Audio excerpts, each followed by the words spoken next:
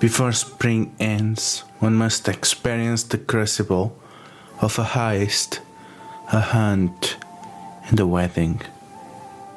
This is one of those stories containing death, class warfare, and the endangerment of the poor and the most vulnerable. I would like to thank Tainted and Worker B for making this episode possible.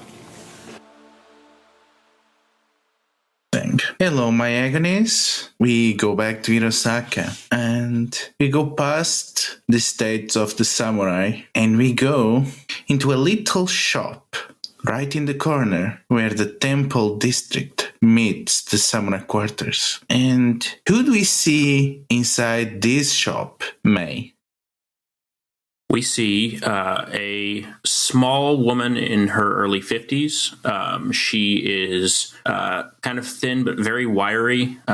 She has a long scar down her left cheek, and she has a huge sort of mass of fairly unkempt gray hair that she has tied back with a big sort of rough piece of cloth. And currently she has just a mass of what looks like just pulp in some sort of solution that she has her hands in a large jar. You're going through your work and things have not been easy. Just a few days ago, the crane have bought the shop of one of your neighbors, a carpentry shop that was not doing well, but was still lasting. And there are less and less local businesses that are managing. And you too have felt the pressure of competing with the laborers brought by the Mia and recruited across the empire, and the pressures of the representatives of the noble families. And in fact, one representative in particular has been hounding your place, trying to buy it out. Which clan is trying to get you to accept their patronage or outright sell them your family property? It's the Phoenix clan.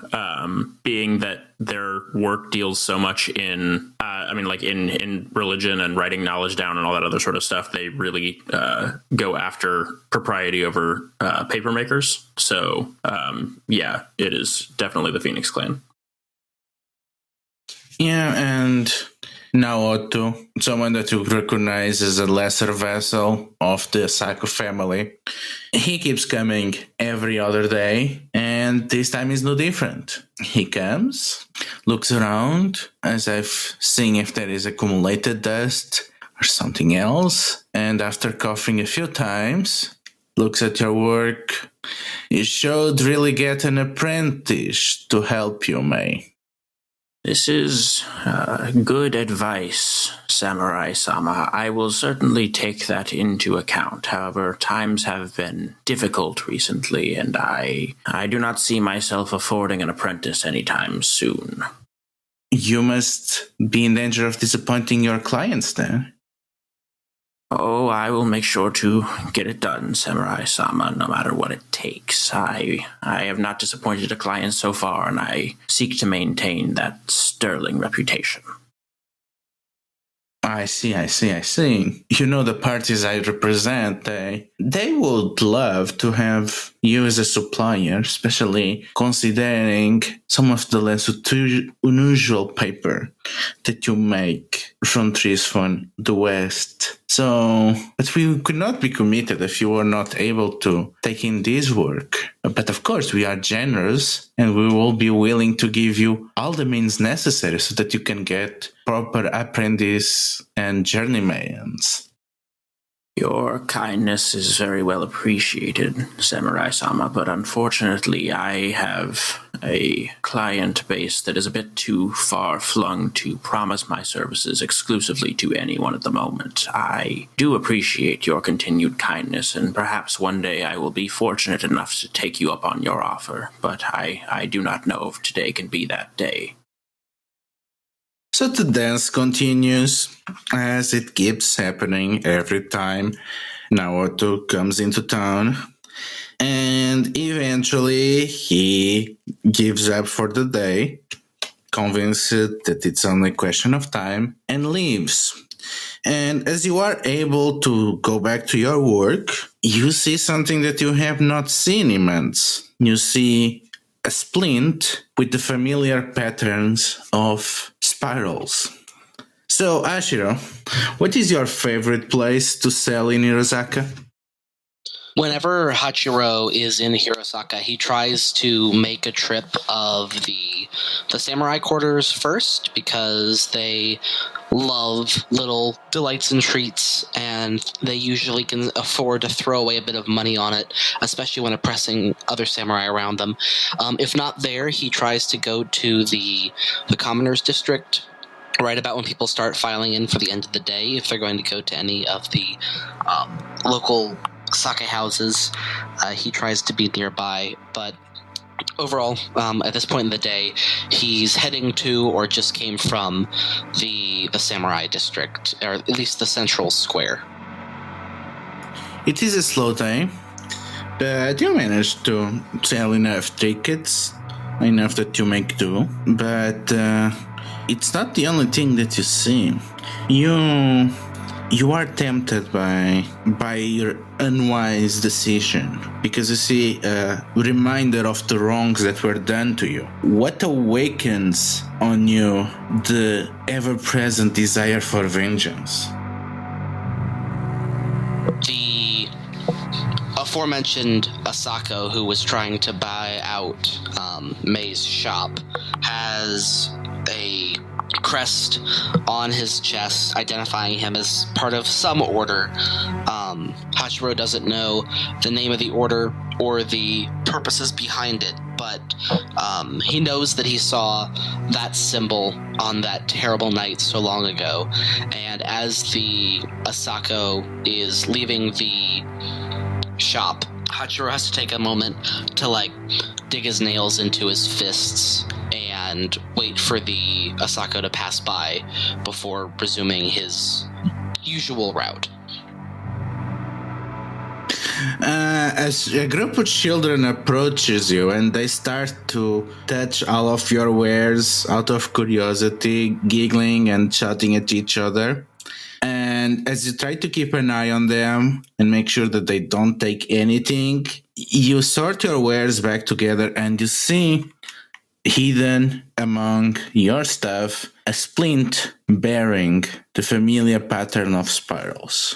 Sakai, you have a little corner in a laborer's barracks, and it's not your shift, so you have one short restful moment. What are you doing in this rare moment of leisure, even if you don't have privacy? Sakai's scribbling things down. He doesn't really have too many belongings with him. He traveled light to get to Hirosaka, but he does still like to imagine that when he goes home to Sakai Lands at the end of this, he'll be able to share a story of what he's done with the grandchildren. He's mostly just doing little stick figures of interesting things that he's done or seen on his travels, or, pictures of the city, things like that. And he's just kind of collecting those and occasionally putting a finished piece back somewhere safe.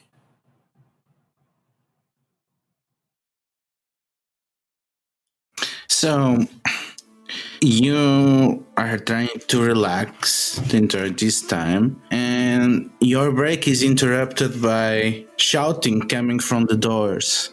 And you lean and you see something that unfortunately is all too common. It is gangs of local villagers and laborers that come to your barracks to essentially try to prevent you to going back to work or to make as much as an inconvenience to you. And before too long, you can hear against the walls rocks hitting as they keep trying to vandalize the building. And you can see a lot of your fellow workers starting together in a counter mob, and there is tension rising between both sides as their clears are starting to be a lot of heated arguments going on. So this isn't anything new to Sakai. He sighs and heads immediately outside, looking at the locals, looking at the other seasonal workers who he lives with, he works with every day, and he puts his hands on his hips and takes a deep breath, and just kind of tries to bellow out as loud as he can. Enough! We do this every time. It doesn't change anything. We're just trying to find honest work here, like you. Put the stones away. You steal the rice from our cups. There's nothing honest about what you do. Go back to your homes. First the rain, next you. What will summer bring next? Ooh. And other things that you have heard all too often. So, gonna give me a courage check. Okay. So, you're gonna roll 2d6. You're gonna add your courage. You can roll a cursed die if you put your soul at risk. You need to hit a 10 or above to succeed. On a 9, you succeed but something bad happens. Unless any other result, you fail and things escalate. I don't feel like he's putting his soul at risk. So I'll just go with my courage roll.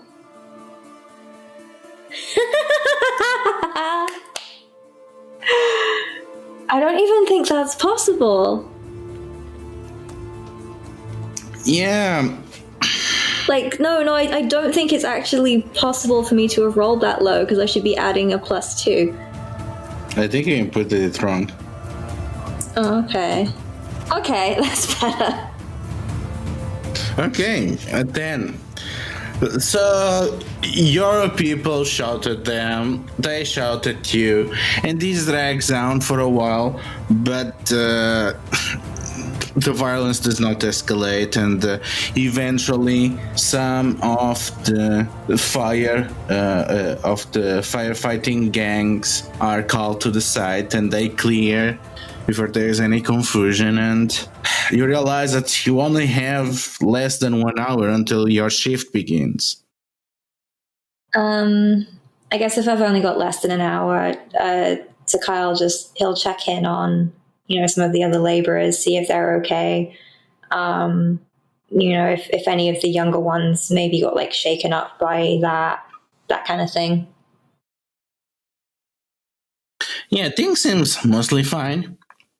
And you go back to put everything together so that you can go back to work. And you find on your bed a splinter bearing the familiar patterns of spirals. Okay. You all received your summons. You all know that the society called you. You did not expect this to happen, but it happened. So you make way to the usual meeting place. Except last time that you met, this place was in ruins. Now it is a prestigious and elaborate inn, the House of the Porcelain Heron, right in the middle of contested territory between two powerful spirits, Ember Eyes Mountain and the Black Cat dancing among white poppies. You don't know each other, but you recognize who you are by the masks that you bear. How are you known to your fellow hunters, Sakai? Sakai is known as Saru. He wears a mask that's just the face of a smiling monkey. And May, how others see you? May is just known as Toby, which is a black kite. So it's this very sharp bird-like mask, which matches her typically sharp tone. And Hachiro, which face you wear on your hunt? Hachiro is called the hunter that hunts the hunters, and wears an all-black kitsune mask with white striped patterns running vertically along it. And you meet in an unusual place, but there is a familiar contact there. Sabo, the old cook. He leads you to the kitchen, where busy servants prepare to serve the needs of the imperial guests that always stop the house of the porcelain heron. And he's sitting next to you, smoking from his pipe, as he looks around to your masks. I know what you must be thinking. How come that the lantern has gathered you here? Now that the moth are gone, he taps his pipe, takes a long, deep drag. I know as much as you do, and I have just as many questions. I was contacted the same way you were. I don't know who's running the lantern, but they have a mission for us. Now, we all have our reasons to be here, and we all have our debts. I'm not gonna force you any more than I forced myself to take these. Still, there is prey if you want to do some hunting. What is the target? Has any of you hunted kappa before? Hachiro shakes his head no. Maybe when I was younger, but it's been a little while. No. I'm not saying it's gonna be the kappa, but there have been tensions between the fishermen, not the fishermen, not the people from the fishing villages. And I mean fishermen, I mean those people from the big fishing houses and fleets back in Earthquake Bay. They moved into town the moment those crabs arrived with their fleet, and there is this ill-begotten dockyard, making sure that they all come here. And you add to that how the river changed with the flood. I'd say there's a lot of tension between people, and there's a lot of tensions between spirits. And of course, when the two things collide, we suspect that some kappa have been affected by the deluge, and they moved into either one of the fishing villages or in the territory where the fisheries are operating. There have been some people missing from both sides, and so far they have been blaming each other, and no magistrate has taken attention of this. But the whole situation can explode unless we find the truth. And if there are kappa that have moved in and have been hunting down them, well, you need to get rid of them. Otherwise, we might have bigger problems than yokai here. We'd best get moving then. Yes, thank you, as usual, Sabo, for the wealth of helpful information that you've given us. Are you two ready to travel? I have just about everything I need with me. You, boy? I pack things light, so I'm always ready to go. What are you doing with your voice? What are you doing with your voice? My regular voice. You should work on that. Children. Come then. Let's not start this off with fights, my friends. Come, if we're ready to go, let's go. So you have your mission, so how are you gonna start with it? I think we should probably do a bit of kappa research and maybe learn about the waterways that we're going to, just so that we're a bit more familiar with the terrain. Like, Sakai definitely wouldn't be familiar with the terrain. He would know maybe a bit about kappas, but not the area they're going to. I think it's super important we figure out where exactly we're going to begin our hunt so we don't spend like 4 hours of prime hunting time wandering around the wrong river. Ludo, I was going to ask, as research goes, my characters spent a lot of time reading or spent a lot of time in books. Would I have access to anything that might tell me a little more about kappas? You will get a background bonus to that. I think I would like to do that. Okay, so that would be wisdom. Excellent. And because your background applies, you're gonna have advantage. Okay.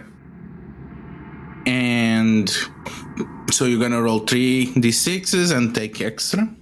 And difficulty is gonna be 10. And if you are willing to risk your soul, you can get a 1d8. I think I'll save my soul for now, but I am going to go with just the 3d6. And I have a +2 to wisdom. Okay, so go for it. Okay, I got a 5 and a 4 plus 2 is 11. You know relatively a lot about the kappa.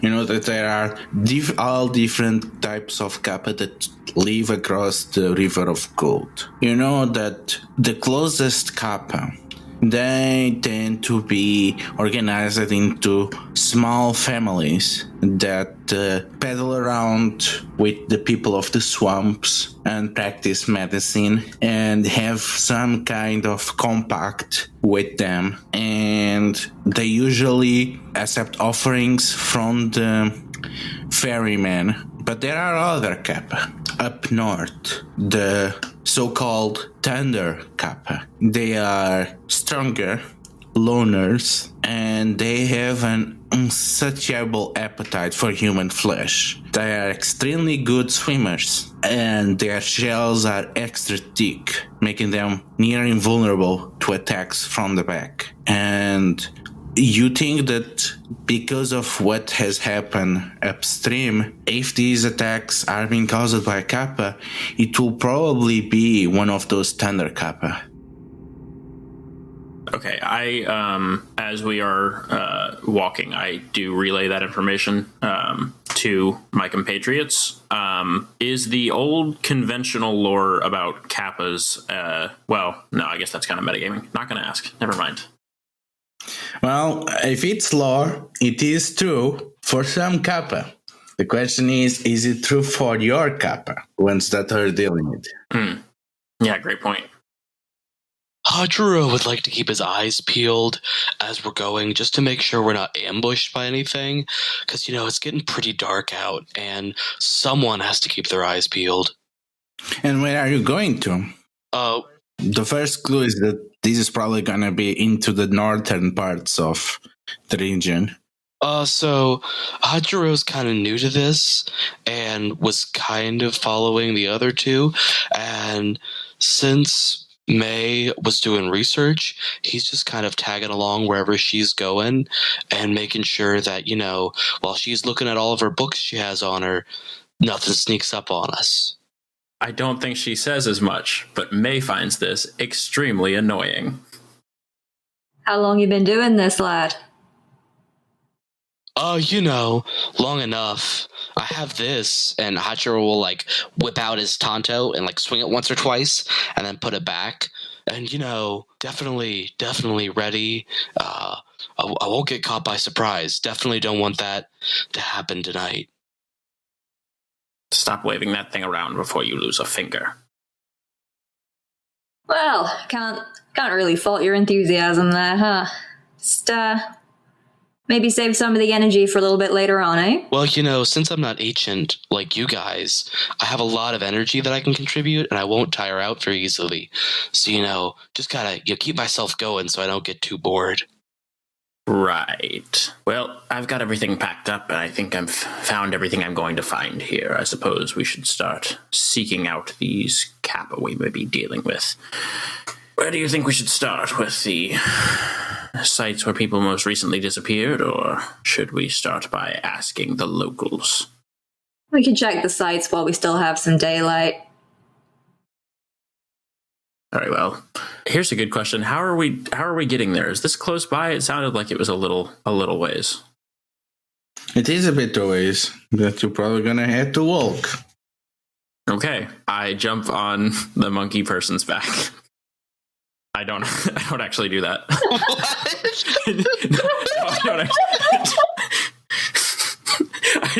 I just realized that Charlie's playing a large man and I'm playing a small old lady, and it's giddy up, let's go. You can just swap roles.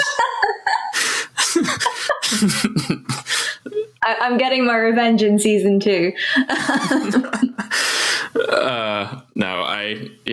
Yeah, I think I don't even say like let's go. I just start walking, and if I'm not immediately followed, I just like over my shoulder I'm saying, "Are you coming, or are we going to sit here and bloviate for longer?" So, Ashiro, give me a roll of sharpness. Okay. And is anyone helping him? I was going to say I don't think I can. I kind of just said that I like you got to respect that fiction. I just said that I sort of walked off. Yeah, that's true. All right, go be looking real hard by myself. I'll help you. I have one of the sharpnesses. So I get 1d6 added? No, you get you roll 3d6 and keep the 2 best results. Are you risking your soul? No. Okay, roll for it. Oh, that's a 13 I got that I'm watching as the old lady walks off. I'm just making sure that nothing sneaks up on her. So you go north to where supposedly some of the attacks happen, and you reach one of the many fisher villages of the River of Gold. This one is Honeymouth Village. It is still mostly destroyed by the winter. There were clear no efforts to repair it, and the only houses that seem make do were in the higher zones, and you can see a bunch of shacks as well as salvage parts of boats that are temporary shelter for many of its inhabitants. And you can see that fishing has not been doing well by the air of poverty around. There is no fish drying. It is a pretty bleak place. But if your trail was correct, Ashiro, you think that yokai may have revisited this place not that far away, ago. Hachiro turns to his companions and says, "Guys, from the air of poverty on this place, I'd say that something's really wrong. There's no fish anywhere drying out, even though this is a fishing town. And I don't know too much about Kappa, but I'm pretty sure they eat stuff in the river. So it seems like maybe recently the Kappa were here eating the fish, and that's causing problems for the town. You know what I mean?" Sakai just blinks at him in surprise, just taking that in for a moment. Yeah, I look at Sakai and I say, I hate everything about the way that was stated and the amount of time that it took, but it's not a bad point. But if the Kappa's eating fish and not people, may not be one of those Thunder Kappa you were talking about. Do remember their appetites are, I believe it was stated to be, near insatiable. I'm sure they have time for both. But if they've got the choice of people, and the people are only right over there... That is true. Maybe we should check out some of those shacks. Yes. Yeah, I think we that's a good idea. We got to do that. Kid, you got your sword ready? Yeah. Should I have it out, or should I have it in my sheath? No, absolutely not. Oh, okay. I have it right here, though, if we need it, you know? That will be fine. Just, no need to startle the locals. Oh, okay. Good call. Behind my mask, I roll my eyes. And these people are suspicious as you roll into town, and you can see them disappearing inside their houses, some of them clinging to their tools, and their anger stares follow you around. Guys, I don't walk around with a mask on a lot, but it seems like these people don't really like us being here. What's our cover story? Ludo, would we need one? Or is it obvious what we are? I mean, why don't you tell me? How recognizable are your yokai hunters to the local people of the River of Gold? I don't know if Sakai would be as recognizable if he's not a local. He's only seasonal, so he's not here all the time. But if they're familiar with what yokai hunters are, then they could probably figure it out. But otherwise, we could make something up about being sent by the Scorpion Magistrate to do a survey or something. I think people probably, I don't know if they know her. They certainly haven't spoken to her, but if they see her, they probably have like heard once or twice a little, just like a whisper about her.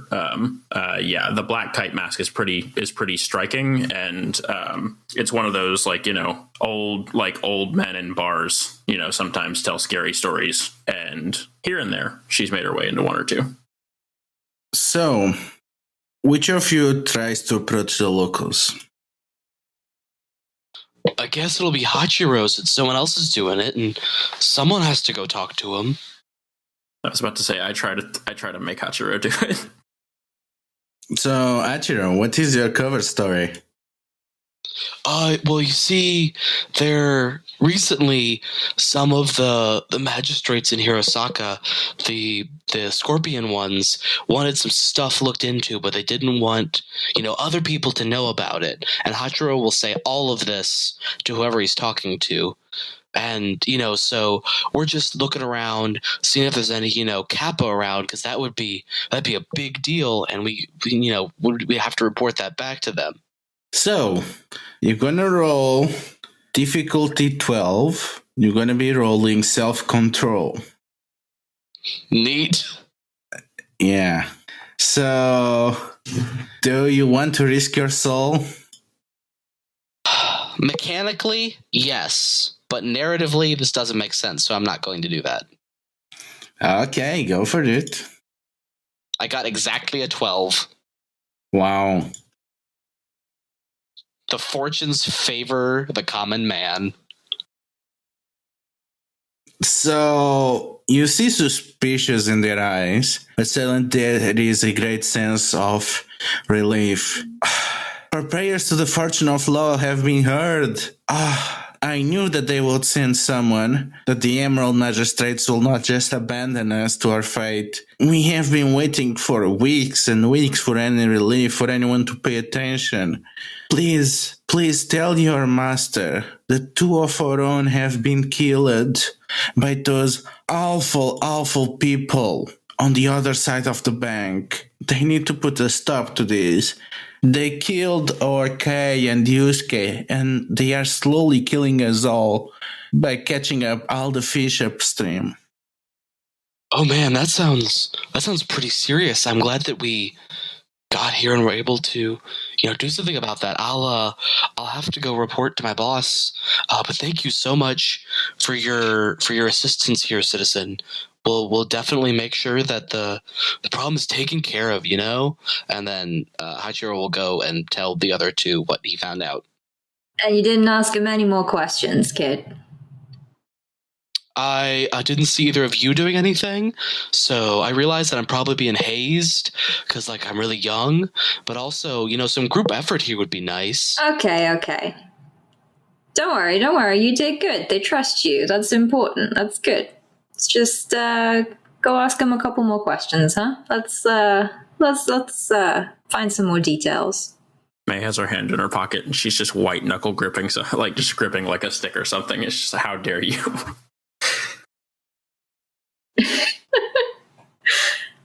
Takai's gonna go back up to the people and be like, thanks for opening up to the apprentice. I'm glad that he was able to, give you some help and some reassurance in this time. I just wanted to ask you, since you mentioned this is to do with the fish, did Kei and Yusuke, did you say, did they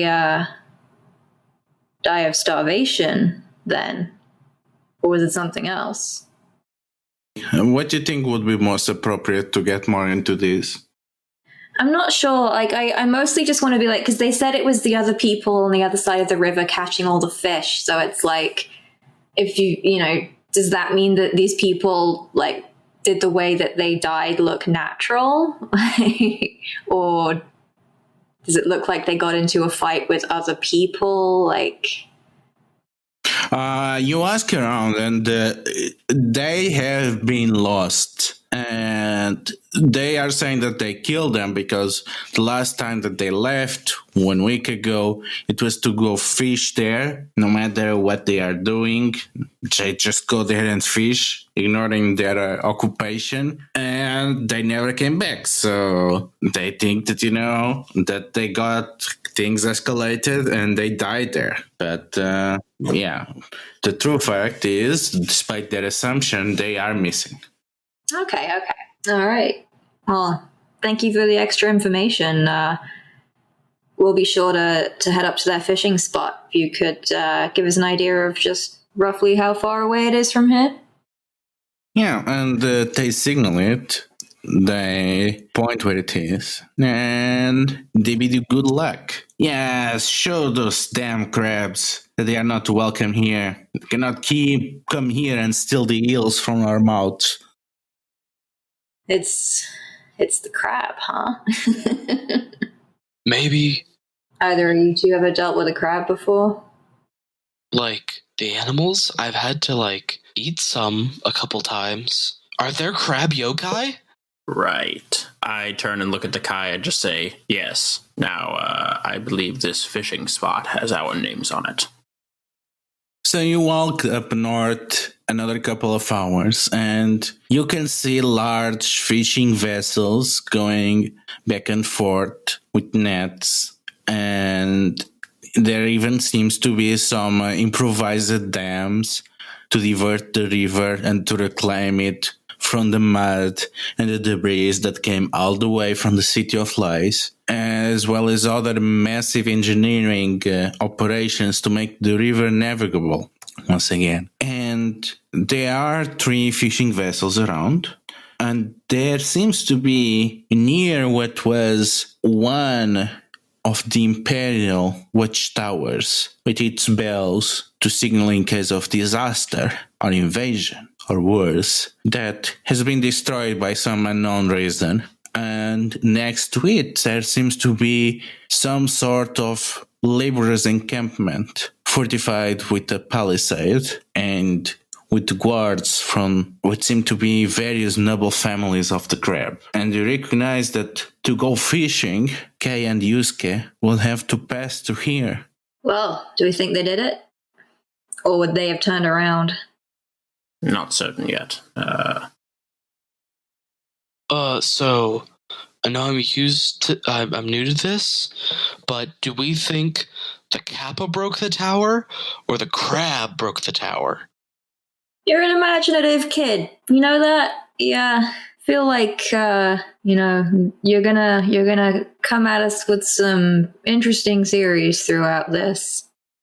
Thanks. My mom always said I was, a smart kid, so it's really nice to see that paid off.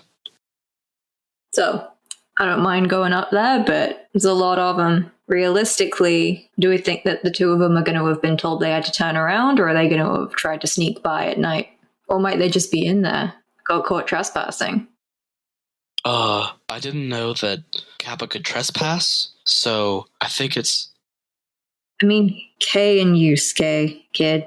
Kei and Yusuke. That makes more sense. I think I'll just listen for a bit. Gotcha. Would I know or have any inkling that Takai is a traveling laborer? You could probably tell from his accent that he's not local. He's from the same region as Eiko. You don't know that, though. You haven't talked to him. Actually, you might have. Yeah, but obviously he is not a samurai, so it does not sound like one. But yeah, he would have a different regional accent. Yeah, so I look over at Takai and say, tell me, Saru, you sound as if you have seen a bit of Rokugan. Are you familiar with this particular encampment? Anything that might be of use to us here as we approach this situation? Well, not done much work with the crab. Try to stick to farming when I can, but have done some carpentry. Heard some things from some of the other laborers who came down from my Makake. Don't seem like a bad bunch, but nothing about this group in particular. Ludo, is there anything that I would know about this area by reputation? Yeah, you know this is a pretty dangerous area. You know that this is technically already Scorpion territory, and both the Daitoji and the Mod Samurai, they usually don't go here. But some pirates use it to occupy this region, the Black Cats. But if the crab have a presence here, it is unlikely that the Black Cats are around. Okay, so I kind of look down as if I'm almost as if like the motion I make almost looks like I'm imagining sort of like an invisible line, and then I kind of look behind me a bit and say, I think if I'm not mistaken, typically these are not crablands; they are those of the Scorpion. It's interesting. Hey, that's the same clan of the Magistrate. Maybe, since we're working for the Magistrate, we could use that. You got a symbol of office on you, kid? I mean, I can draw a pretty good scorpion. On what? Lots of things. Can you only draw things on one stuff? I start rubbing my temples. You have a mask on? I assume that I can get to my temples. Yeah. It's more about the gesture than the relief. You rub the mask's temples. I rub the mask's temples, yes, out of just out. It's more out of habit. I rub the bridge of my beak, and say, I'm going to move on from that comment.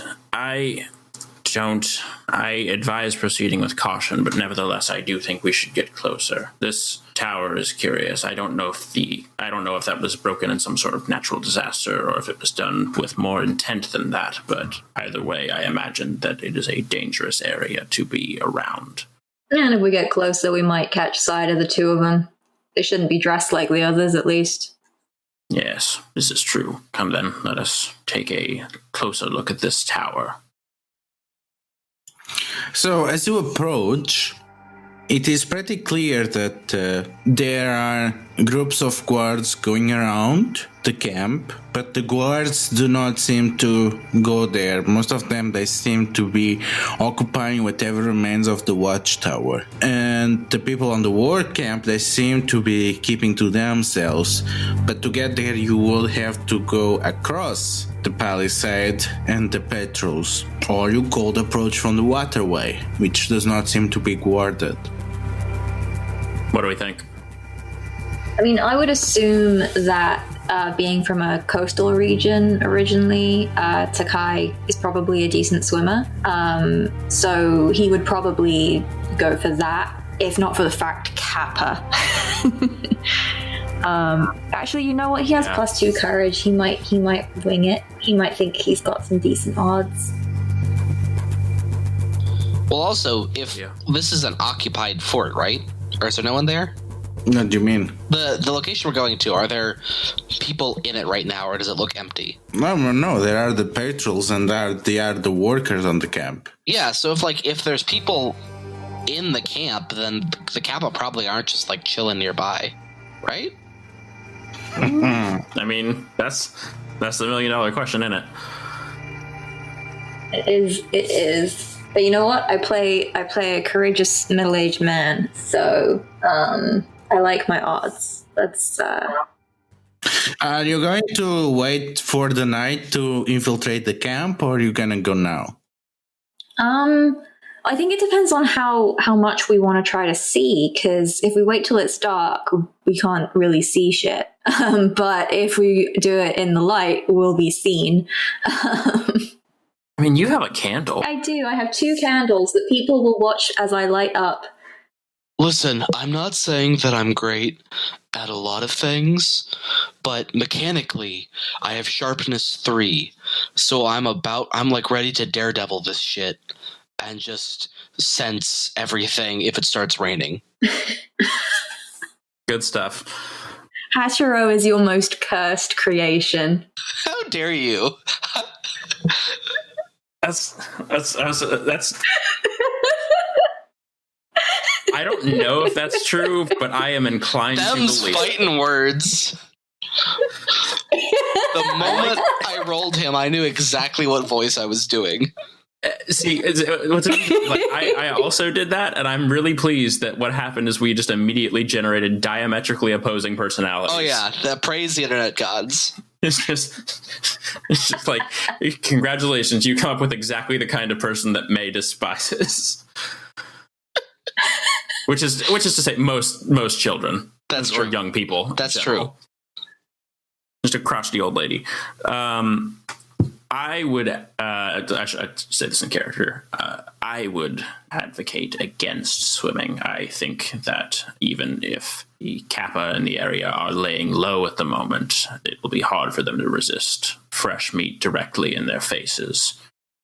Well, that's okay, because both you guys are old, so your meat wouldn't be as fresh.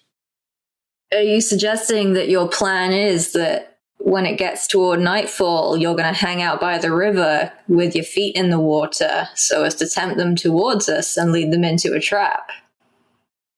That's a good plan. Why didn't I think of that? As soon as Hachiro started talking, you just hear a very small snap come from something inside May's pocket.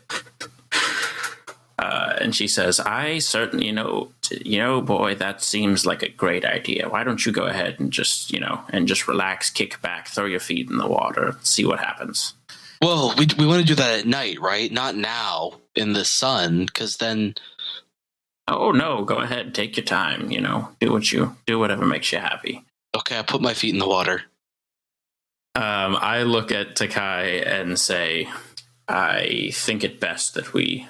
Of course, the difficulty is that we will be going in blind to an extent, but on the other hand, I don't want a whole lot of questions asked. Do you think we should try to sneak past all of these guards into the city? Do you think we should do it now? Do you think we should wait until nightfall?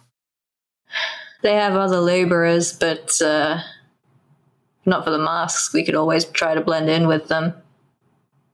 Yes. You got anything to cover your face that's not that? Something cloth? I got a hat. You also have a backpack. Yeah. Yeah, just put it over your face. Which I can put over my face, yes, of course. Just wear a backpack on my head. Oh god, I've just realized we have a traveling peddler. All right, new plan. Kid, you're a peddler. You're traveling. We're a family business. We're your parents. Gonna try and sell some of your supplies maybe at the camp. What do you got that they might want? So Hachiro opens his teleporting peddling pack that he brought with him, and goes through like some baubles, some like jewelry, like he's digging through it. And he finds a couple like gourd canteens filled with some alcoholic beverage. All right, could do. All right, see if we can do some trade in exchange for a night at the camp. Maybe we've heard there's been some. Well, we just want safety. It's nightfall. So are we doing this with our masks or without them? You take them off, kid. You put something else on your face, maybe. Yeah, I think I as this is happening, I have reached into my backpack and I've popped my mask off and put my hat on. It's just a big floppy hat. It covers most of my face.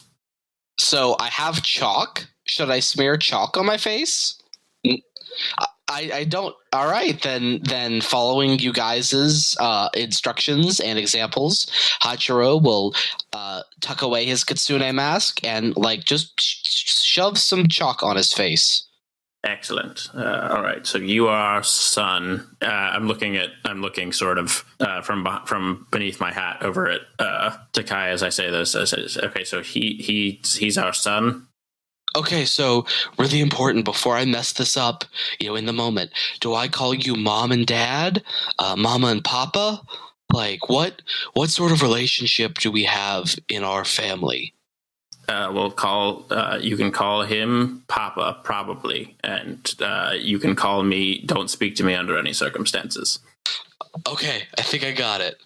The way you said that suggests to me that you are, in fact, actually going to try and call me. Do not speak to me under any circumstances. And I want to clarify that what I mean is, I suppose you can call me Mother.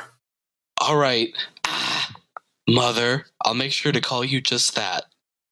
Really thinking about how much work it would be to just shove this kid in the river, just for funsies.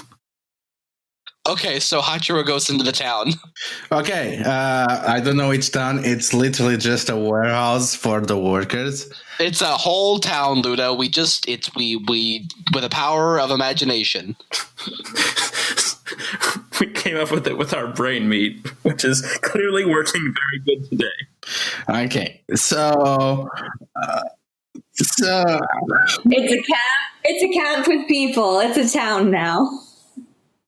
Ashira, you need to do a self-control to solve this so that the guard don't pay attention. Oh no. Okay. Am I being helped by Papa probably and Mother? I feel like we would be I'm trying to definitely help helping you.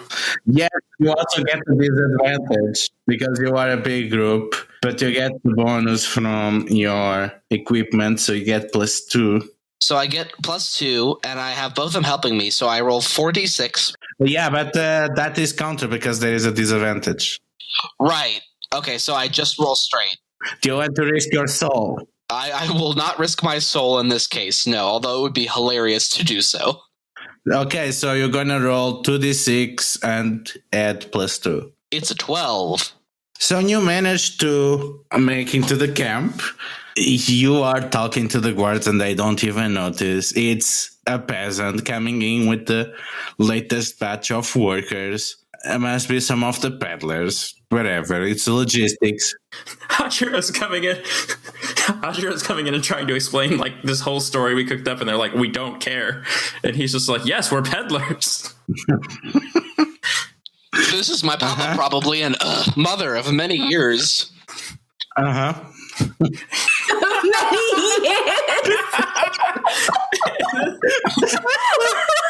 Many years. This is finally the point where May just grabs him by the ear and just drags him and says, "Thank you for your help." We just drag everyone into the camp. So you make into the workers' camp, and there seems to be a big warehouse that stinks of salt and fish. There is fish guts everywhere. There is bloody water flowing through the camp to the rivers. Then there are a few tents. And then there is a big warehouse made of wood. It seems to be a work site. And bell rings, and you can see a mass of workers going inside the big warehouse. Except for two of them. Two middle-aged, muscular men and a woman, that they grab 2 planks and they lock the warehouse from the outside. And then they stand watch. You are at the work camp. A lot of the workers seem to be gathering into this warehouse. There are 2 workers standing watch that have closed access into there, and there are people leaving to their shifts, boarding one of the fishing vessels, as others seem to be preparing to salt more fish.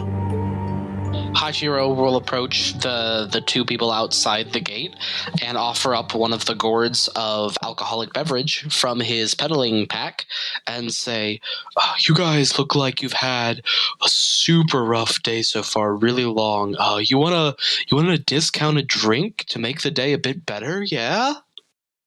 The woman narrows her eyes. "Move along, peddler. Don't want to buy anything." "All right, just, wanted to make sure you were being rewarded for all the work you're doing. And, if you want stuff from a peddler, this might be your only chance in a while to get it. So I'm going to go over to that other structure that's here. Have a good day." As Hashiro does this, I come up sort of behind him and I say, "Please forgive my son. he means well. We don't mean to bother you. Perhaps you may be able to provide us a bit of guidance. We are looking into the disappearance of a pair of young men who recently went missing. You haven't heard anything about that, have you? It was nearby by that watchtower over there, as far as we understand. We are simply hoping to follow up and find some information as to where they might have gone. We are not from here, says the man. We're just passing through. We just arrived earlier today. I'm afraid we cannot help you. Yes, that's as we can relate. We are not from around either. Ludo, do I get the sense that he's being forthright about that information, or is that his version of piss off? You can see just by their whole demeanor that they don't fit with the other workers. Okay.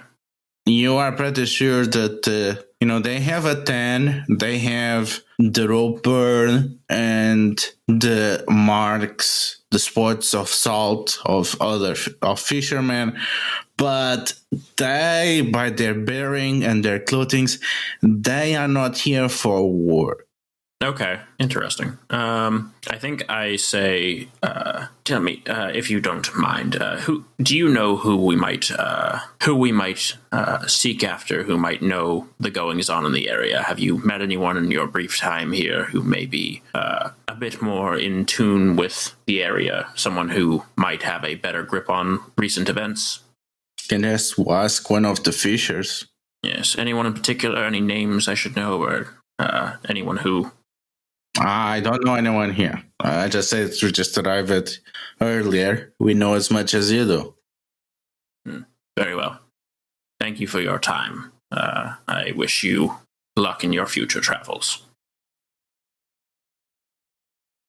Yeah, and as you approach it, as you are near the door, you can hear a lot of shouting from the inside, as there seems to be some intense debate happening inside the warehouse.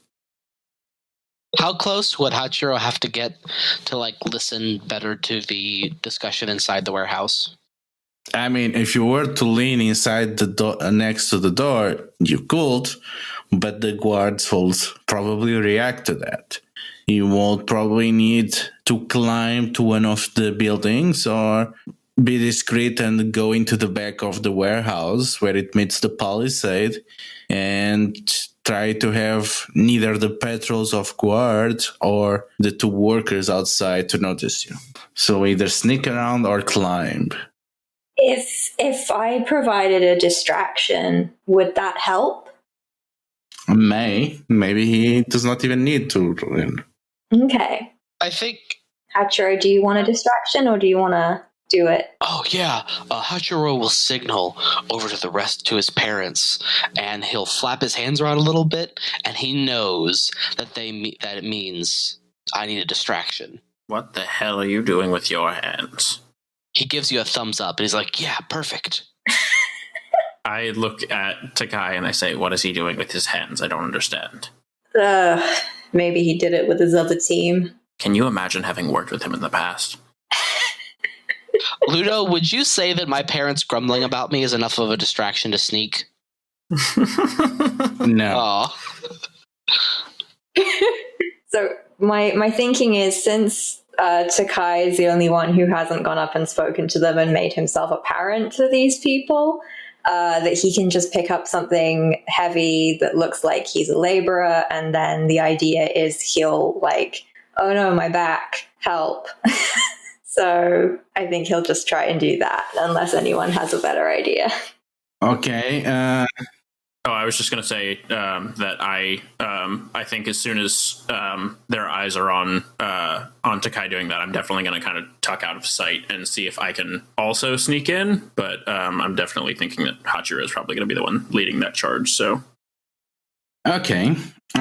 So Takai, give me a self-control check. Oh God. Okay. Yeah, with advantage from your background. And this one is going to be modified by the level of the workers. Okay. Oh, that didn't go well at all. That's just a 4.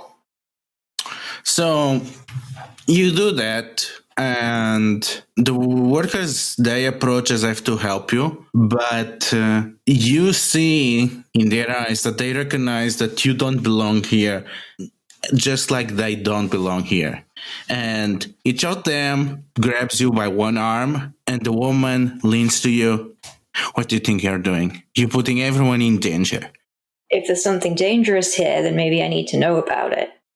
Don't play coy. I will not let you people disrupt the meeting. You know what we're here for. Yeah, we know. Oh, and honestly, I am done with your goddamn spider lilies. This was our meeting in the first place. The lilies?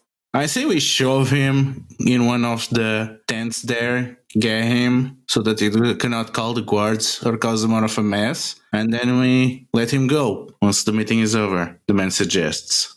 I'm not here for lilies. I don't have anything to do with flowers. Hey, Ludo, are the guards distracted by this? This is a distraction. But if you're going to go, that guy's going to be in deep trouble. Okay. I kind of wave over at Hachiro and I kind of like nod, like get going. And I'm going to tail Takai to make sure that goes okay. Hachiro's gonna mumble under his breath, "What was she doing with her head?" And then sneak. Okay. So, Takai, are you going to resist? Because if you don't, they're just going to drag you, tie you, gag you, and shove you in one of the tents. I mean, I feel like I should at least, like, play resist. Mm-hmm. To try and give Hachiro more, like, because if I'm not resisting, they're just going to drag me like one person. But if I'm kicking up a fuss, then maybe like enough of a fuss, maybe then two of them will come. Okay. Okay, Hachiro, let's do some sneaking. So give me a sharpness to the 6. Do you want to risk your soul? No risking the soul. Okay, go for it. It's an 8. Okay. So you go around the corner and you try to sneak, and you start leaning on the wall. There is a gap, and you think you can follow what is happening. And you see a bunch of workers gathered around the place. And on what seems to be an improvised dais, you can see an old man and a younger woman arguing with each other in front of the workers. But as you're trying to make sense of what is happening, you hear, "Oi!" And you can see one of the crab guards from the watchtower looking straight at you and putting an arrow in her bow. So you're gonna have to either get away or climb out of sight, or you're gonna get an arrow. Would climbing put me in the gathering of people? Yes, but it's gonna be harder. And also, the guard is not gonna go, Skyrim mode. Ah. And go back to her patrol. Ah. As if nothing happened. So you know that if you go climb there, the guards will go into the warehouse. That's true. I think Hachiro will just scram and try to get out of there. Must have been the wind. Must have been the wind.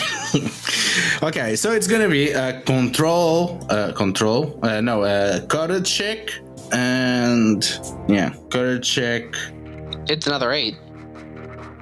Oh, it's not good.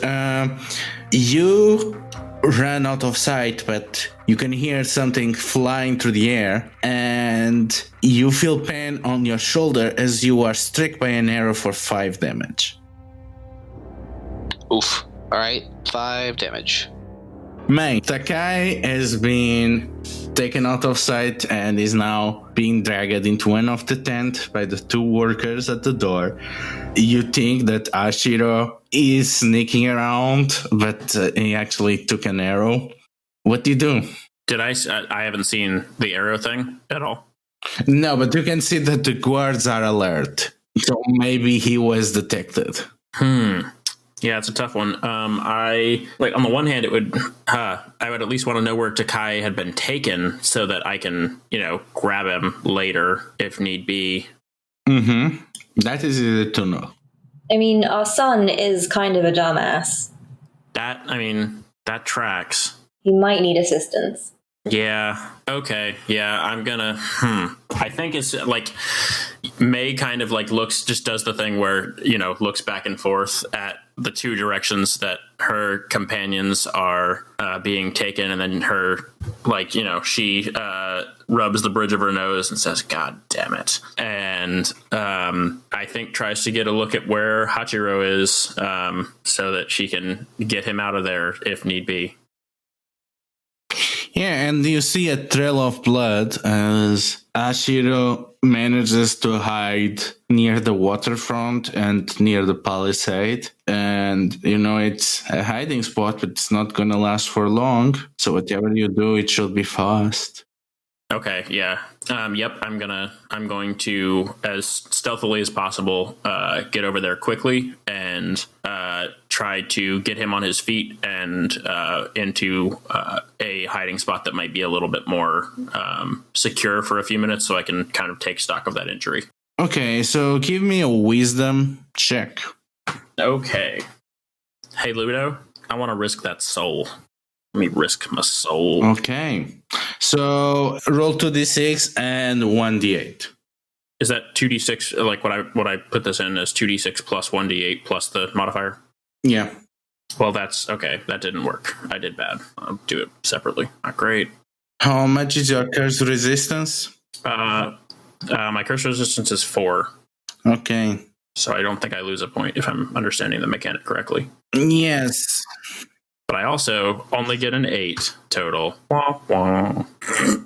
Yeah, so you attune yourself to this place, and there is a grand amount of death lingering here, and it invades your senses as you try to find a whitehall. And you don't find a hiding spot, but you find something worse. You are aware that the blood that is being dropped by your companion, your fellow hunter, is attracting way more than the guards, and you can feel dead things moving into water, attracted by the blood spilled, and you realize that he is in danger of being attacked by something just as bad as a kappa. Well, shit. Yeah, so Ashiro, you are hiding out. You're near the palisade and you are near the waterfront. And you can hear from the water side of the palisade guards going around looking for you. And the fact that you don't see any symbols of the houses makes you think that these people, they actually might be the scouts of the crab. So odds are against you. It seems you're gonna either to fight it out, take a dive into the water, or get really creative. Because you're gonna be found. It's a question of when. Well, Mom and Dad said not to go in the water because of the kappa, and I'm not, I can't just tough it out here, so I'm gonna have to get really creative and come up with something to get out of here that, these super good scouts wouldn't expect. So what you gonna do?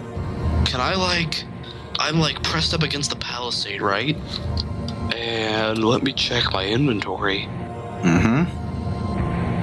God damn it, I'm so tired. I'm in this Looney Tunes Bugs Bunny mentality where I wanted to use my chalk to draw an outline of my body as a dead body and then leave and then hope that they would find the chalk outline of my dead body and assume that I was dead and go on. And that's just not the correct mentality for this. So I think I will, I'm just gonna dive in the water to try to make a break for it.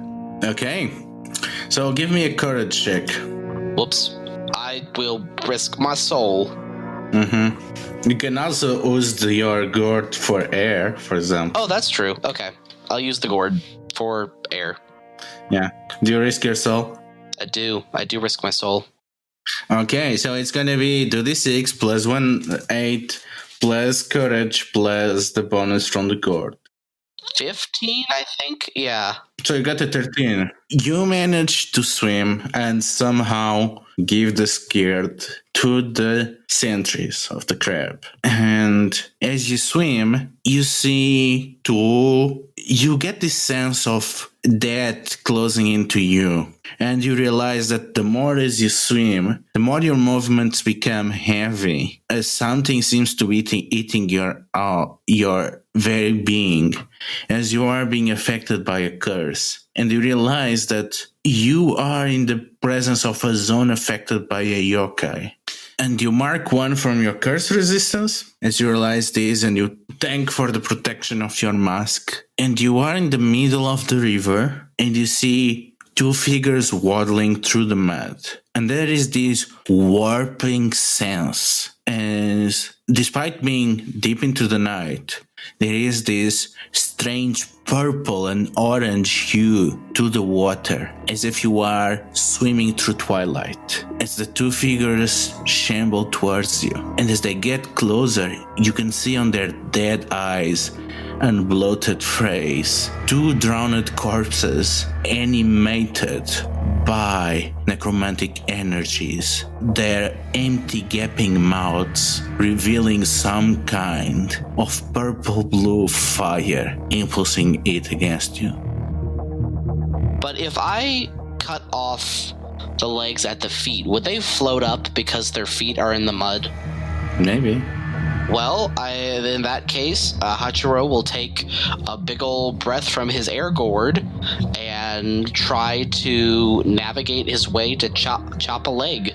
Okay, you're gonna have disadvantage because you're swimming through this. Right. So you're gonna be rolling 2d6 plus courage plus your sword. Okay. Unless you risk your soul. I think I've done that enough for one night, at least for now. It's a 14. Yeah, you try that with One of the Dead, and it works, and you can see the body being dragged away by the water, trying still to grab at you as it goes away. And you turn around and the other corpse is almost on top of you. In fact, you can smell its rotting being, and you can even get this tingling of sheer hatred of another's will being projected on top of it. And for a moment, you seem to see a shadow leaving the body, as if afraid of the water. Give me the thing that you're good at. Sharpness. Yeah, give me a sharpness roll. Do you want to risk your soul? Sharpness. I already typed it in the chat, and I did not. I got a 7. Okay, so you try to make sense of what that it is, but unfortunately, that leaves you distracted and you get hurt again. Oof. Yeah, you take 4. Which puts me at 9 out of 8. Wait, so you're dead? I'm dead. You're dead? I'm dead from arrow and zombie. You're dead from Zed and zombie. Oh, that was fast. Yeah, I did not have a lot of hit points. Our child! Well, actually, yeah, you're still, it's 3, but you're still dead. Yeah. So, yeah, you're dead. I chopped one's legs off and then I got nommed. You got numbed. Oh no. So, getting back to the others. seems like everything's fine so far. No issues to speak of. So it's with great relief that Mei sees Ashiro managed to leave and disappear into the waters. And you sense the necromantic field move away from him. So you think everything is fine. And you are able to focus on the situation at hand. So what do you do? You're asking me, right? Yeah. Okay. Yeah, am I still concerned about... I mean, I guess I wouldn't be concerned about guards looking for me. I didn't do anything. Yeah, I would probably be trying to get to Hachiro still, I think. So nobody's capitalizing on the opportunity that Takai created. Oh, yeah, no, I kind of should, huh? Yep, I guess if I'm thinking in terms of like, oh, good, he's fine. Yeah, I am probably going to go try and, get in and figure out what's going on. Okay, so how are you going to do that? I can see some ideas. You can try climbing. You can try to overhear it between the planks. You can try to move aside the blockage and enter the warehouse, or any other ideas. I think I'm going to try to overhear it. Let me see. I have. Is there a way that I can just like have my rope and try to make it look like I'm just sort of stopped right next to that, and I'm like fixing or treating my rope somehow to make it. I mean, like I'm not actually, but just to make it look like I am, so that. So that people so that nobody would think twice about this little old lady. Yeah, okay, give me a self-control check. Okay. Can I add the rope to that? You can add the rope to that. Do you risk your soul? Excellent. No, not this time. It's an 8. It's 8 city today. 8 city. It's not a very good city. No. You start to listen in, and you see the same thing that the late Ashiro did. You see an old man with a arm that has clearly been broken and set wrong multiple times, leaning on a counting staff, reading from a book to the people gathered, all while a young woman with a round hat just nods displeased at every sentence. And you recognize the letters on the scroll case. And it is written, "Those who float on the sea." Is this a book that you have read? If it's a book that I would have been able to get my hands on, probably. I kind of tear through them, so yeah, if I've had the option to do so, absolutely. The book, you've read Those Who Float on the Sea, and I don't know which impact it left on you. It was basically a diary of what it's like to be a fisher in Earthquake Bay under the exploitative practice of the Asuki family. And it talks about the struggles of a crew of fishers under a terrifying, brutal foreman. And that's it. It's pretty gratuitous. It's pretty intense. And I don't know what impression it caused into you, but why is that old man reading from it to the people gathered? I mean, just kind of knowing what little I've kind of figured out about May as a character, I think actually that book probably would have had some sort of an impact on her, mainly because we kind of saw some of it at the beginning. She owns a paper shop, and like she has people, who come around and try and impose their will upon her, just like that Phoenix Samurai did. So she probably actually is, I don't know if she's like, I've read it over and over, but I think she's definitely got a soft spot for it. I don't know if she would outright be like, oh, I get why this old man is reading this to, this group of people. But I think there would be some wheels spinning here. I would be thinking about that a little bit. Because I would just be like, these are all fishermen. This is, something they can probably relate to in some way. I wonder if this is, meant to be, I don't want to say like the formation of something, but like if this is, the outline of some kind of maybe system of personal beliefs or something. You feel something cold against your back. The tip of a spear. I very slowly raise my hands. And you hear a man's voice. You're not one of the workers here, old woman. You will come with me. Very well. If you don't mind, give me just a moment to bundle my things up, and I will accompany you wherever we are headed. And I do so. I bundle up my rope, if he's letting me, or if they're letting me. And I try to get everything into my backpack. And I stand slowly and put the pack on my back and say, "Where are we? Where are we going, new friend?" To the watchtower. You're going to explain what you're doing here in a crab operation. Very well.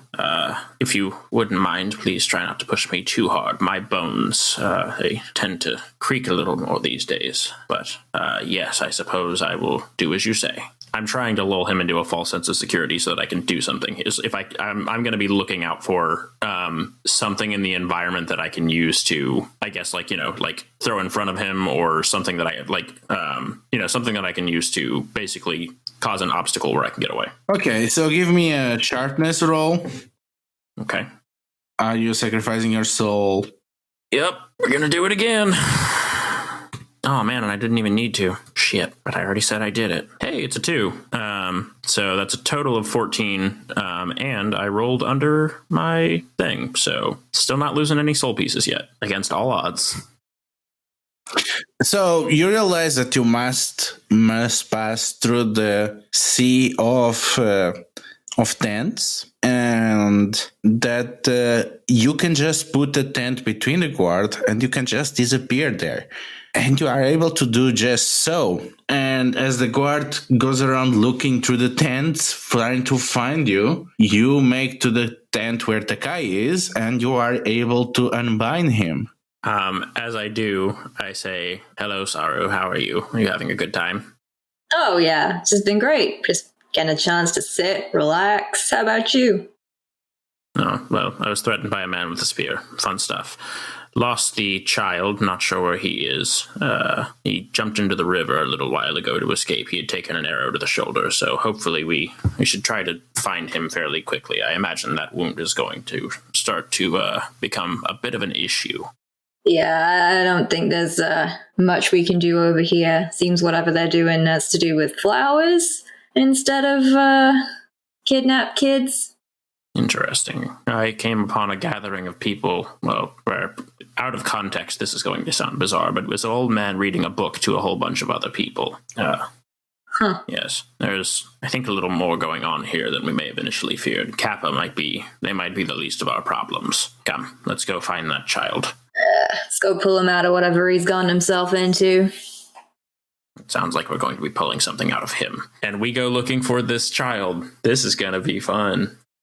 Hey, remember that time that I made a character who talked shit about a different character for the entire length of the session and then the other character died? Yep. I seem to recall something like that. It's weird how that happened. Oh no, Evan's character is a cop. That's right. I don't know how I feel about all that. Streets are a cruel mistress. Selling it. The mean streets of Hirosaka. The mean streets of Hirosaka. Also, if anyone can guess which two characters I based the now dead Hachiro on, I will send you something. I don't know what. I mean, the voice sounded very Bill and Ted's Excellent Adventure. Well, it wasn't that, but good to know. Remember, I'm young, Charlie. I have no fucking clue, honestly. It was Lego Batman and Jason from The Good Place. What a fucking pairing.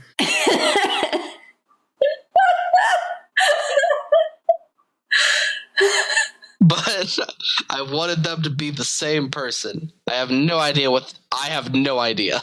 I mean, I can completely see it, though. That's extremely good. Who are you basing the new character on? Mm-hmm. Also, if your character is a cop, where the fuck have they been for the whole Hirosaka arc where we could really have used more authority figures?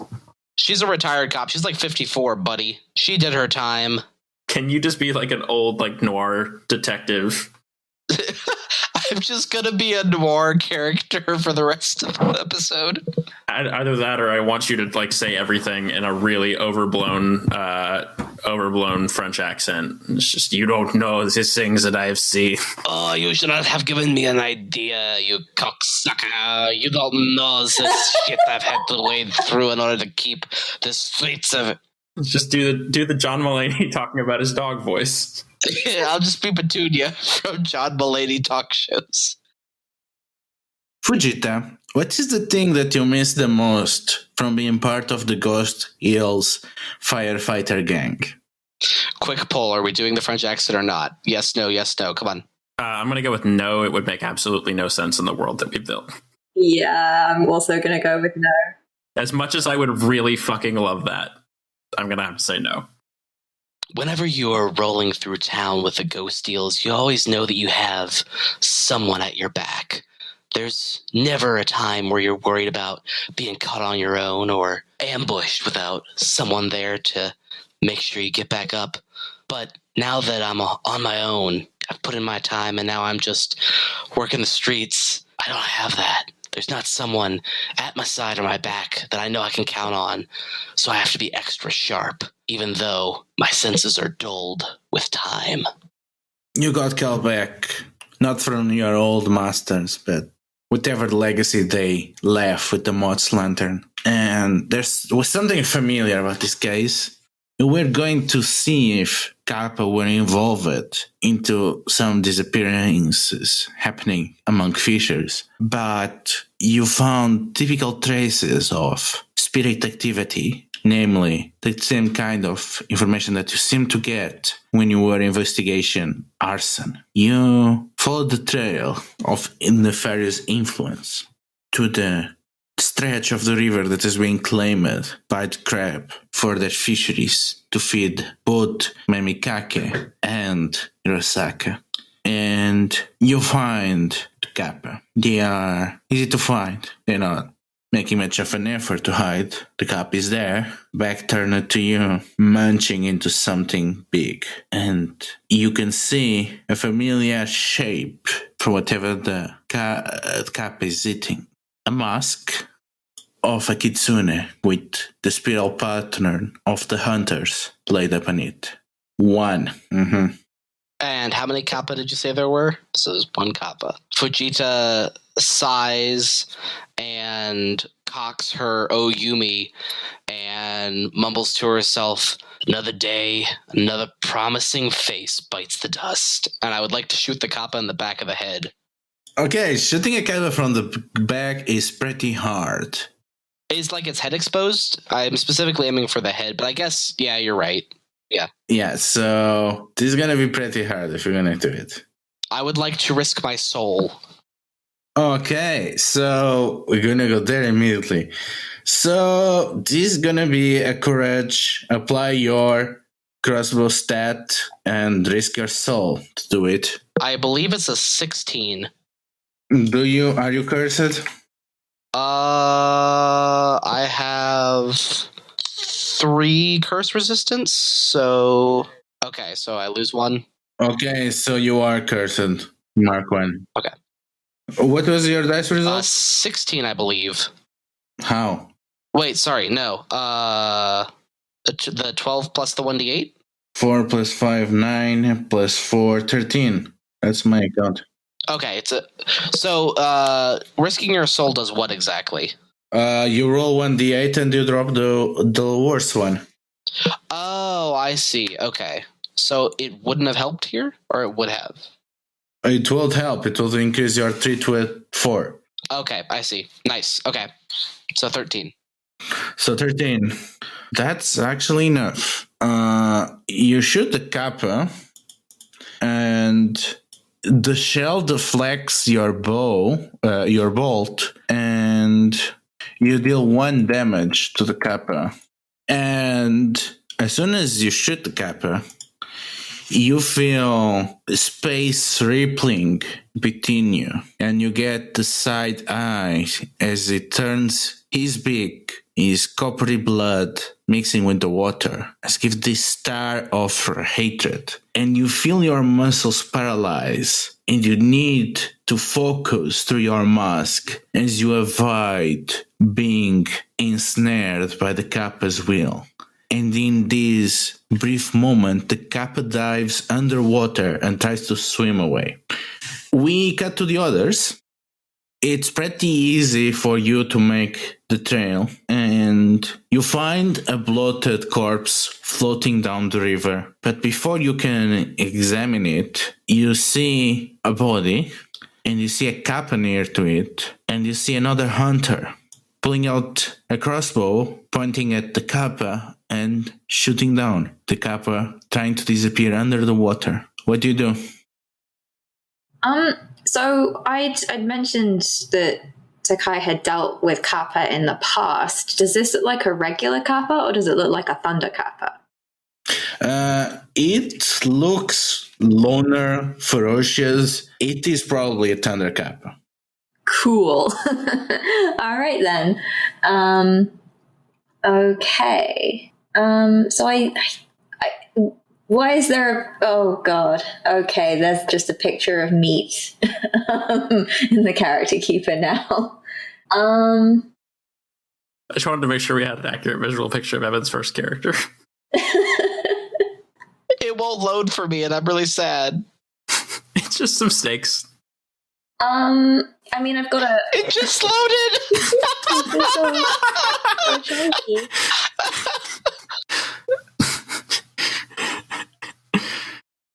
No. It's actually more accurate to be, the good as Nutella steaks. Oh God! No! The forbidden steaks. The forbidden steaks. Forbidden Nutella steak. So we have a thunder kappa. It's gone under the water. We should probably try to kill it too, I guess. I have a pitchfork. I mean, if you wanna maybe set up a noose, maybe try and hold it still.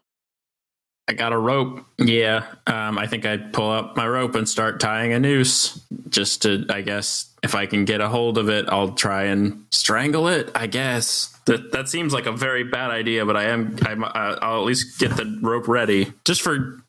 Maybe if you can get it wide enough, then maybe I can try to swim and get it around its middle. Or we can try and get it around its middle somehow from the bank. Yeah. I'll just make a real big noose. That's what I'll do. And I look over at this new person that I just found, and I said, say, start reloading. So you're gonna try to snare the kappa so it does not run away. Apparently. Yeah, I mean we don't want it to get away, right? I mean, it did eat a person, so probably not. It has a taste for it now. It was vegetarian before. Yeah, it's previously big fan of cucumbers. That's a joke about kappas. Okay, go ahead and roll with self-control. Me? Yeah. Yeah, and you're gonna get the bonus from your rope. Do you want to risk your soul? I don't. Also, you get advantage from help. Okay, so I roll 3d6? Mm-hmm. Okay, so 3d6 plus my stuff. Let's go. Hey, it's a 12. Yeah, all right, that's a 12. That's a number. Yeah, that's nice. You managed to ensnare the kappa, and the kappa is not running away, but it's splashing on the water, shell turned to you, and it's a pretty compact, muscular creature, and it is pulling you closer to the water, and you feel your feet sliding into the mud. You are now in a contest of strength with these yokai. Can Sakai grab the rope too? Yes, you can also help. Yeah, I would very much appreciate that. I'm small. Okay, so Sakai's are big. Who's dominating the pool? I think once Takai has it, I think it's probably Takai. Yeah. Okay, Takai, so give me a courage. You're going to get advantage from the help. And yeah. Based on the fact that Takai is using my rope, can he also get the bonus from that? Yeah, he can get the bonus from the rope. That's 2, Charlie. Cool. So that is 3d6 plus 4. Yeah, so you are basically fighting the kappa now. Nice. 13. 13. Oh, that's not enough. Really? No. Oh, no. Whoa! Actually, no, that's enough. Oh, okay. Oh, okay. Because the shell does not enter into effect on this. So you manage to deal 3 damage to the kappa as you are straining it. And the two of you're tiring the kappa.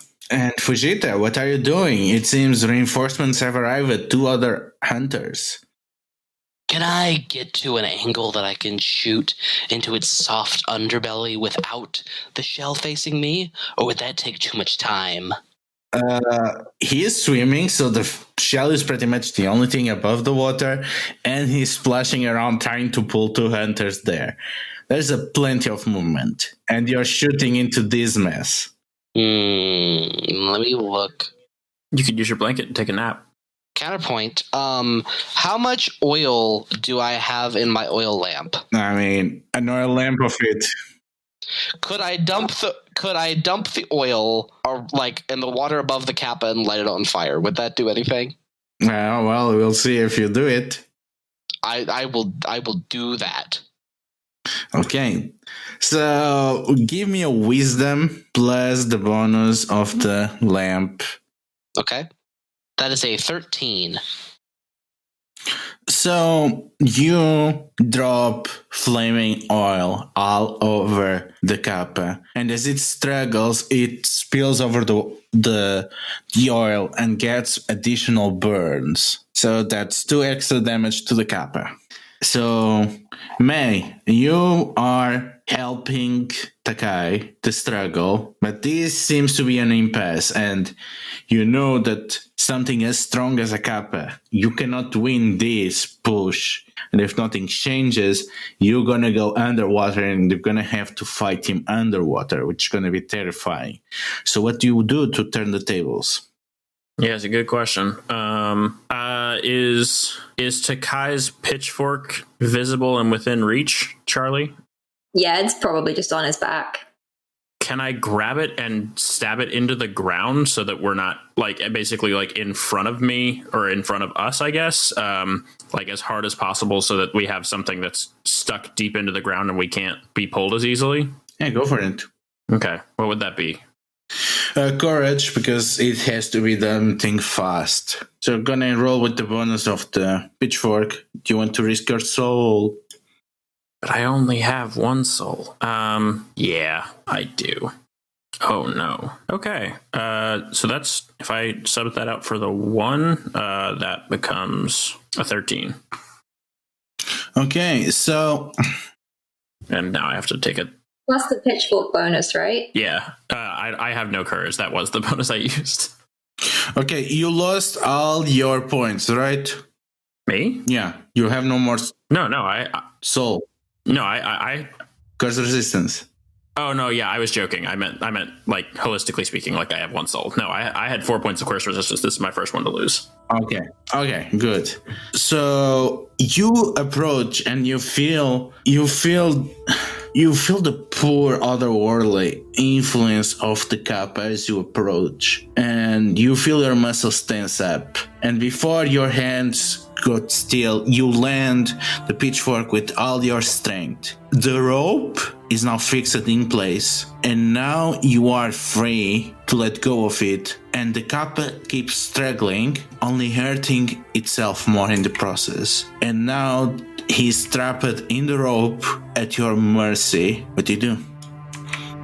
Can we, I want to pull on more of the rope and maybe if we can wrap it around the pitchfork to try and get the kappa on land so that we can expose its belly, make it easier to attack. Okay, give me a wisdom or plus rope check. You risk your soul. Okay, let's see. Oh, I'm not very wise. I think I will risk my soul. Okay, and the rope is +2. So... Does the pitchfork also come into play here since it's providing the grounding for that rope?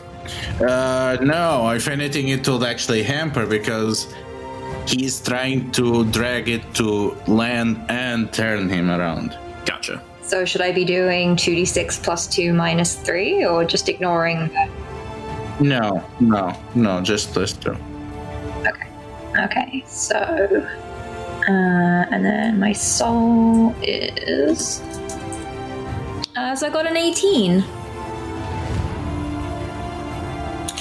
So you turn it around, drag, it spasms clumsy in the land and gives you this impossible ancient stare as you pull out your knife and open its belly. And as it dies, you can sense the malice of a spirit of a river god that has been torn asunder from its home, and it's lashing out at you. And there's a small crack on your mask as it shields you from the full blunt of the curse. So lose 1 cursed resistance, and the kappa is dead. Okie dokie. Okay.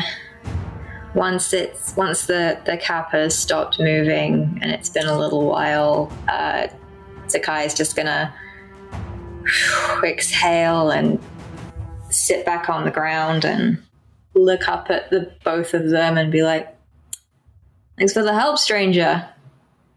You didn't see a kid down there anywhere, did you?"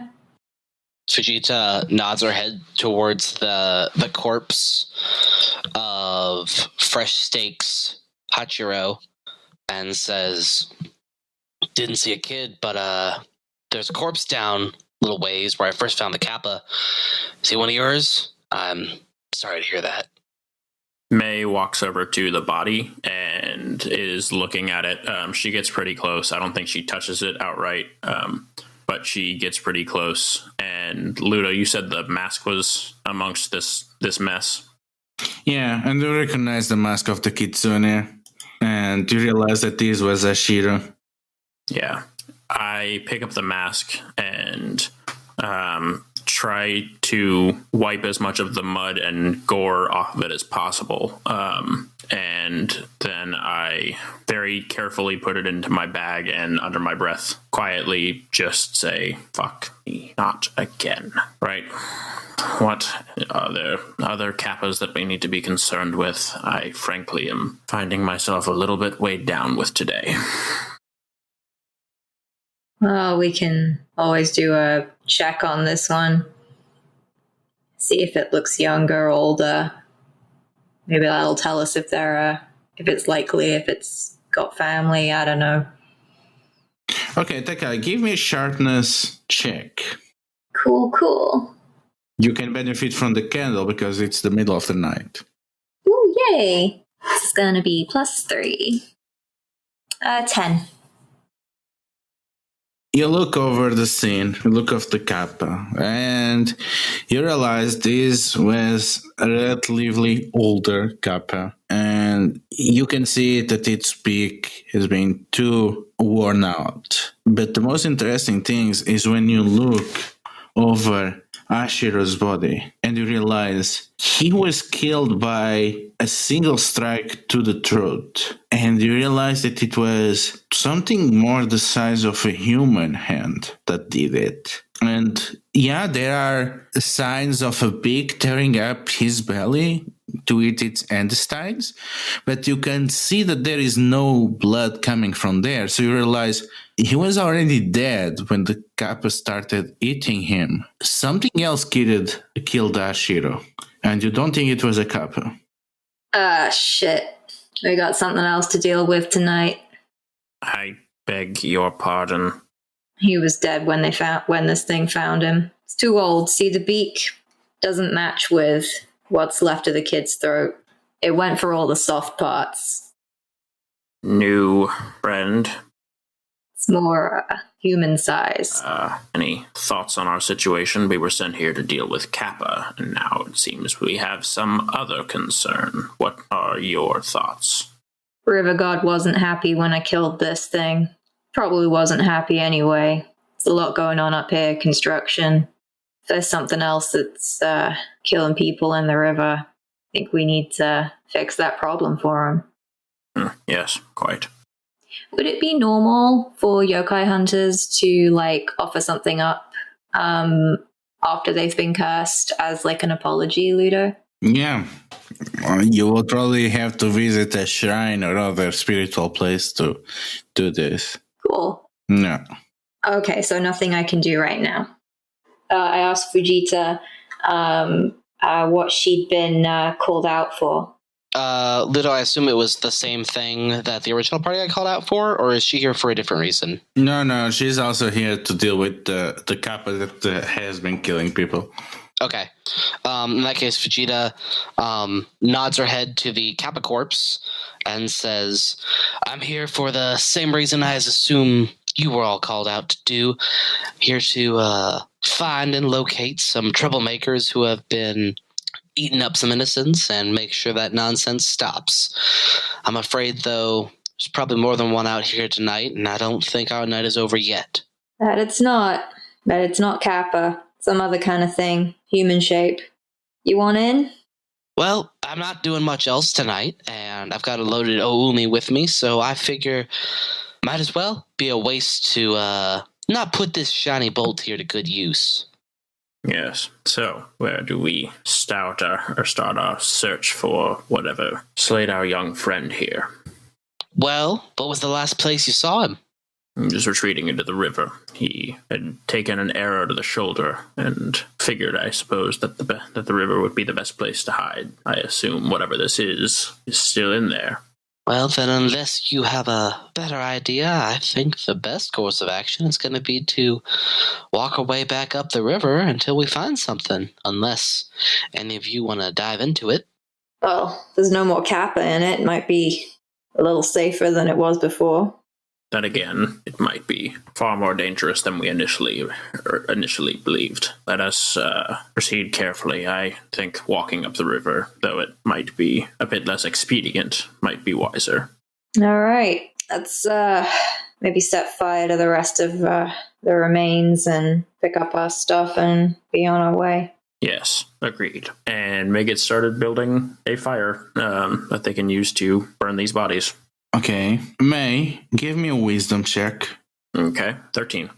So, as you go to burn the bodies, you see a shadow jumping across the water. And the shadow seems to rest under the place where Ashiro was laying down. And it seems to kind of sit on top of his face, now that the mask has been removed. And between the fire, you see something different, another kind of fire, purple and blue. And it seems to be coming from his mouth. And tell me, May, have you ever fought a Nekomata before? I think my big question is, is this something that I would have read about before? You for sure read about it. Okay. What would I know based on what I've read?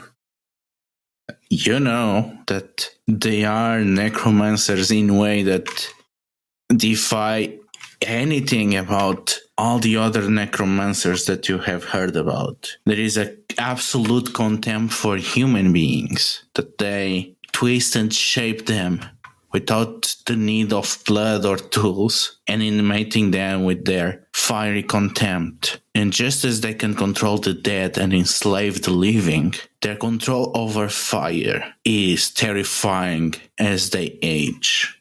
And you are in front of one, and you have just given it a body and fire. I think, to your question, May has fought one before, and the last time she did, she accidentally killed someone. So this thing may be filled with contempt and rage, but at the moment, upon realizing what's going on, so is she. Is there any special way that I'm aware of that would kill this creature? Or is it just good old-fashioned, fighting? Ludo, your mic is muted. I don't know if you're thinking or if it's... You know that some of the spirits, they seem to have some kind of taboo that prevents their powers from working. It's always different to different spirits. And as antagonistic to humans as they are, if you are able to follow it, they cannot touch you. What would be kind of the standard, or what would be is there a means by which I could try to figure that out? Yes, you can by interacting with it. Then I think I say it loudly enough for the other two to hear to make sure that they're aware of the situation. I say, well, filth, you killed someone tonight that, while I can't say I was particularly fond of, was a good person. He had the best of intents. So tell me, what suggests to you that you're going to survive the night? Give me a self-control. Okay. With advantage. I am absolutely with advantage? Yeah. Okay. I'm just going to go ahead and say I think pretty objectively everything about this situation is that I am risking my soul already. So I'm going to do that too. Okay, so instead you get 1d8 then, yeah? So you don't get advantage. You cannot get the cursed die on advantage. Yeah. Oh, well then I would rather take the advantage, I think. If that's still okay. Okay, cool. Yeah, that is 11.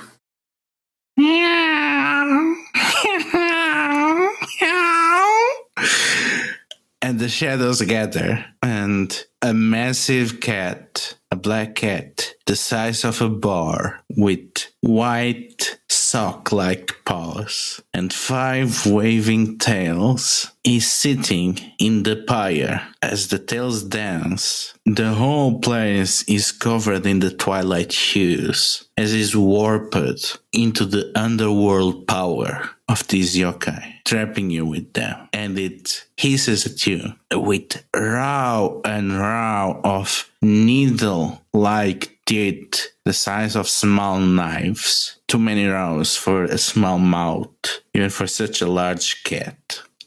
And gives you side-eye. I am going to survive this night, Hunter, by the same vows that you survive every single night. For you are in the presence of the black cat dancing among white poppies.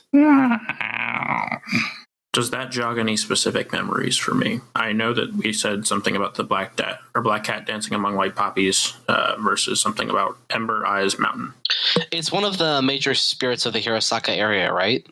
Yeah, it's one of the 2 yokai that lay claim to the porcelain heron. Gotcha. The other one is the Ember Eyes of the Mountain? The Ember Eyes Mountain, yes.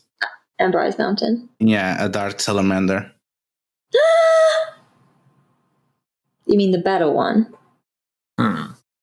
Vegeta has her loaded Oyumi and side eyes the other 2 hunters and gives them a head tilt, trying to gauge their reactions to this, as it seems she stumbled onto the middle of them doing something much more complicated than she originally thought. Yeah, I think we need to figure out.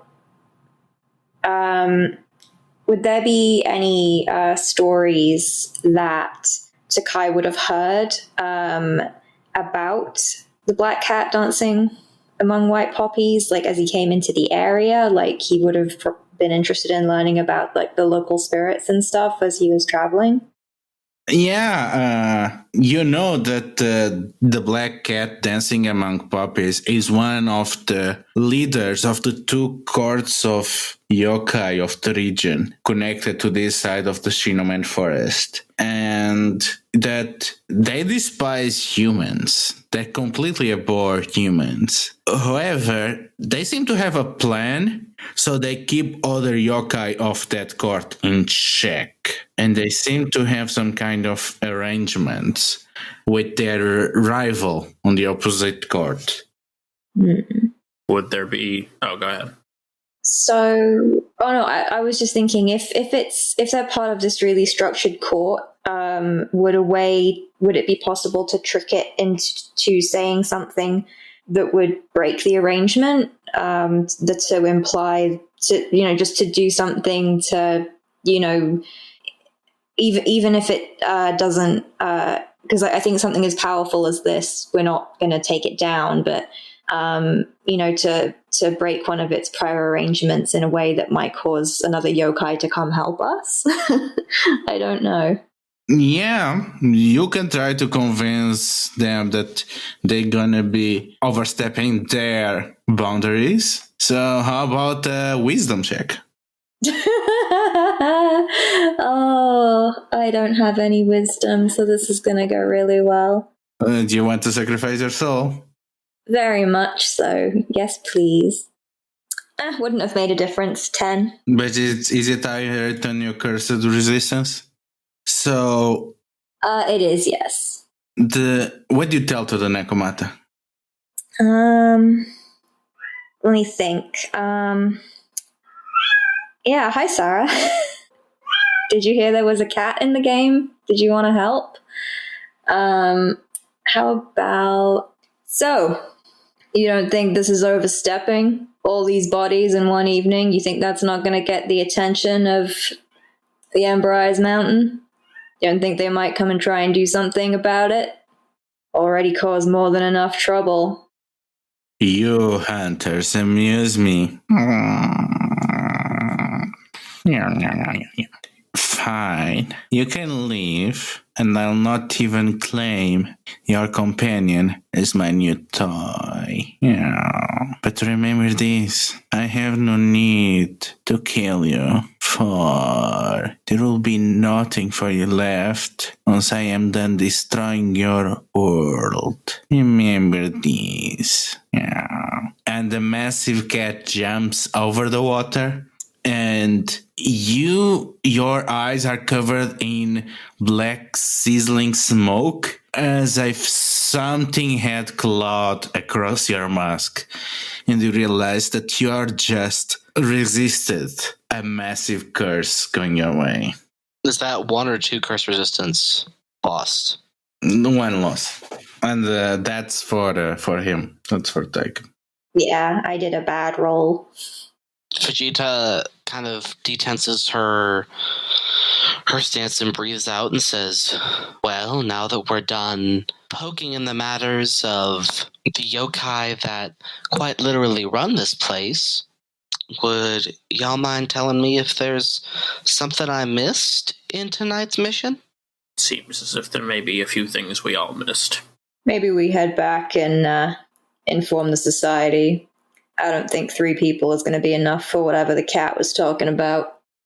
I agree. I don't believe we are currently as well equipped to deal with this as possible, and we should give the boy some level of proper funeral as well. Okay, so it was a successful mission. So 2 points to advance your attributes. Hey. For the 3 of you. Yay. We've done it. Yay!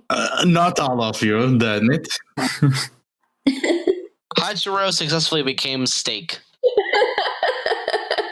It was a success for some of us.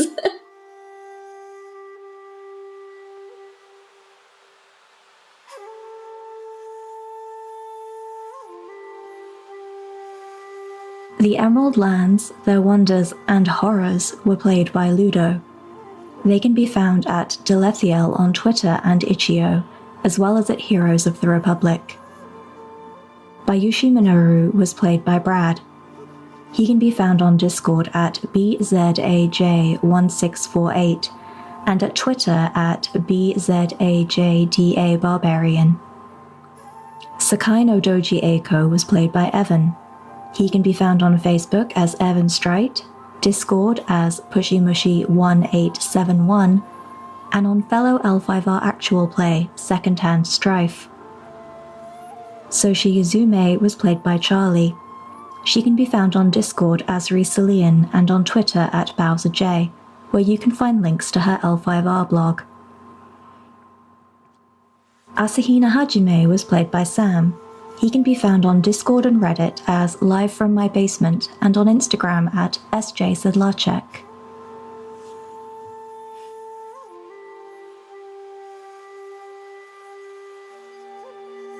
This is a Courtgames podcast. You can find out more about them at CourtGamesPod on Twitter or at their site, CourtGamesPod.com. Legend of the Five Rings is the intellectual property of Fantasy Flight Games.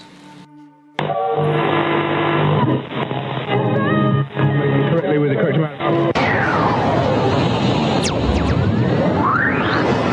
D20 Radio, where gamers roll. www.d20radio.com.